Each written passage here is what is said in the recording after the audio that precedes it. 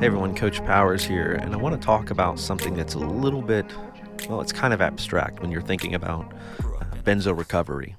And I see this all the time with my clients, and I think it's a really important piece of the puzzle, so to speak, that we learn to see the hard times or the waves, if you will, as a source of growth. And here's what I mean by that.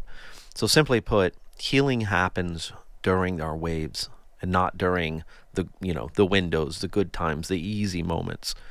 Yet we're all after the easy moments. That's really what we want. We're praying for better days. I need windows. Please let me have windows. But this whole time, if you've been working with a therapist, if you've been working with me as one of my clients, even if you've just obtained a lot of information online and you've been putting together your own little, program for recovery, everything you've been building upon, everything you've been learning, and indeed they should be skill sets, right? Because skill sets are different than just doing an exercise, right? There's really not a skill set to say just walking more, but there is a skill set in learning to separate fear from anxiety. There is a skill set in learning to lull back down your nervous system. There is a skill set involved in things like mindfulness or exposure therapy or cognitive reframing. These are skill sets like anything. You have to practice them. You have to learn them. They have to become almost automatic, like muscle memory. And it happens through a lot of repetition and a lot of work. And mental health, skill sets being built are probably the hardest. I mean, we can learn to become a great photographer or learn how to draw pictures or paint or crochet or, learn to be a mechanic or whatever. We can learn things much easier than we can learning a skill set that literally is hardwired, that's so integral to our recovery and as it pertains to mental health. Like, these are really, really, really, really hard. But nonetheless, they're completely necessary for recovery. So healing happens during our waves. So everything you're doing, everything you're learning, say it's as simple as learning how to calm yourself down when your anxiety spikes and learning how to separate that fear. That's a skill set. But you can only practice that, not in theory. I mean, you can read about it. You can sit there with your therapist and talk about it, or with me. I work with my clients constantly in these areas. But the actual work happens in the tough moments. It happens in the wave. It happens when you wake up and you've been ran over by anxiety. Now it's time to implement those things you've learned and see how well you've done, up to this point. They're like, learn to see them as little mini tests. They're little mini tests.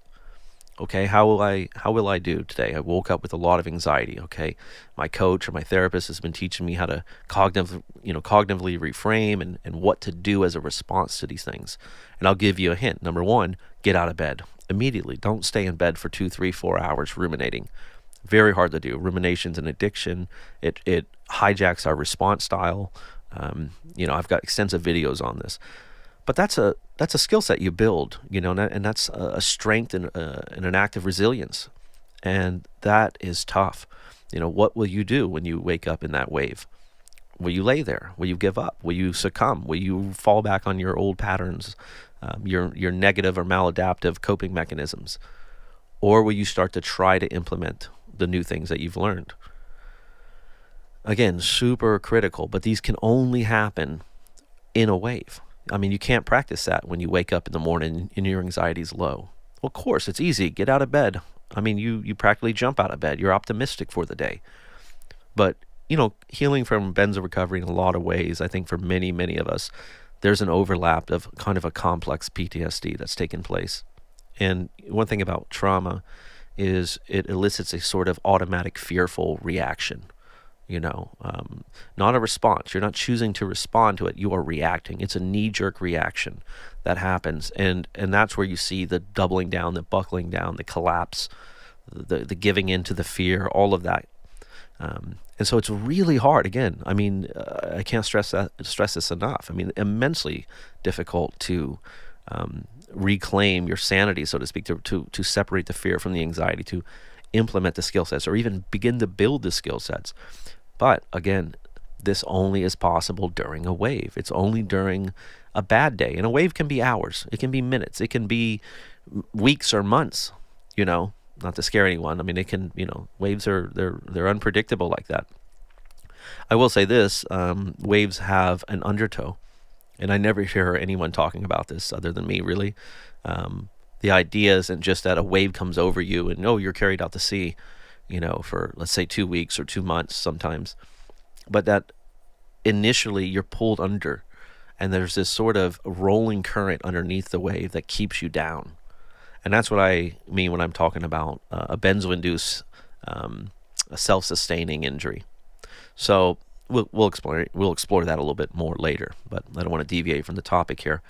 So again, learn to see these waves, or these bad days, if you will. If you don't like the word waves, maybe that's a trigger for you, but bad moments in general, because it doesn't always have to be a wave. It could just be a panic attack. It could be the onset of a panic. It could be intrusive thoughts. It could be health anxiety or rumination. It could be a lot of things, right? It's not always waves, but whatever it presents itself as, that's your moment to practice what you've been learning. That's the moment to actually build what you've been learning, right? Because everything's just theory.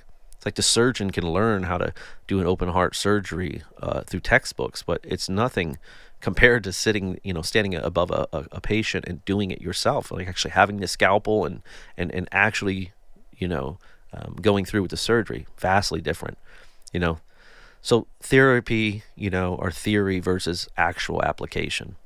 And if you can do that, if you can learn to see these moments, then they don't have to become devastating. They don't have to becoming, the weight that's going to make you collapse. Oh God, here we go again. But instead saying, okay, we're here.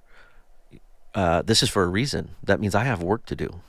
There's still work to be done here. That's what I'm learning from this. And so, I always ask my clients, what is your behavior teaching your brain? Right? Think about that. What's your behavior teaching your brain? In other words, how are you going to react to this stuff again? Or how will you respond to it? How will you frame it? How will you see it? These are all really big pieces. And surely as I say this, everything that I just touched on, every variable there, we could spend a half hour easily breaking down or more in exploring that, right? But the overarching theme of this video is, learning to look at bad moments, waves, panic, whatever, as opportunities to grow, and where all your work really gets to come through. It's your test. And don't be hard on yourself if you felt like you failed that test. If you wake up tomorrow and damn it, despite my best efforts and what I know to be true, what I know I should do, I still laid in bed for a couple hours and I found myself on forums and researching and talking and ruminating. It's okay. All right, hear that. It's okay. Rome wasn't built overnight, as they say. Skill sets are not built overnight. They take a lot of time. And by the way, this is really getting to the heart of why we took meds in the first place, isn't it? Right? Why that little blue pill for me, that Valium, was so appealing. Because, man, it took away all the hard work. How nice to just take it and suddenly everything's great and easy. Even things that I probably should have been anxious over. Mistakes in my life, places and situations that I probably didn't belong. How easy is it just to take that pill and just override the system? It's quite remarkable in some ways, but it's very, I think, covertly debilitating in other ways. But it's certainly easy. And that's what we were after, an easy solution. So it kind of makes sense that now we find ourselves in this situation, fighting for our lives, and this clear realization that we're going to have to do something different. We're going to have to go back to school, so to speak. We're going to have to do some investigating. We're going to have to do some research into ourselves and really get to know ourselves and what is going on here. Because I assure you, my friends, it is, for 99.9% of us, it's a little bit bigger than benzos, right? We had something before benzos. We manifested something during benzos. Benzos manifested something inside us, as an injury.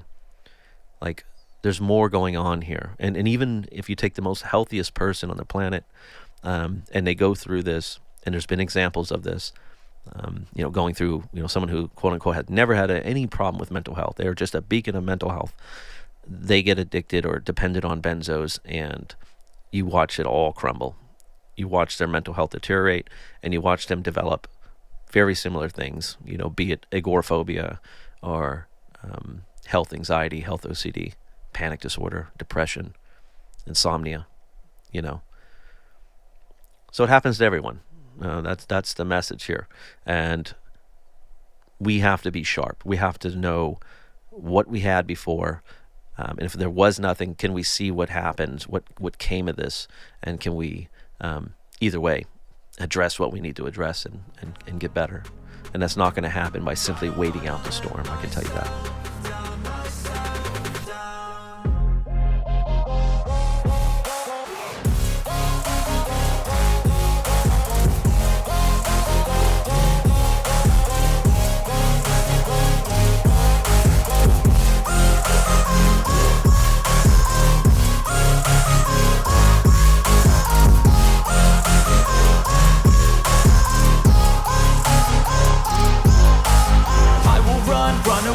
I don't have to plan it. I can go change my fate. You won't understand it. All alone, that's okay. People I can't stand them. They don't want me to change. Keep me where I'm standing.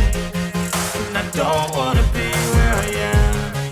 And I want something more. Take a chance. It could be possibly my last.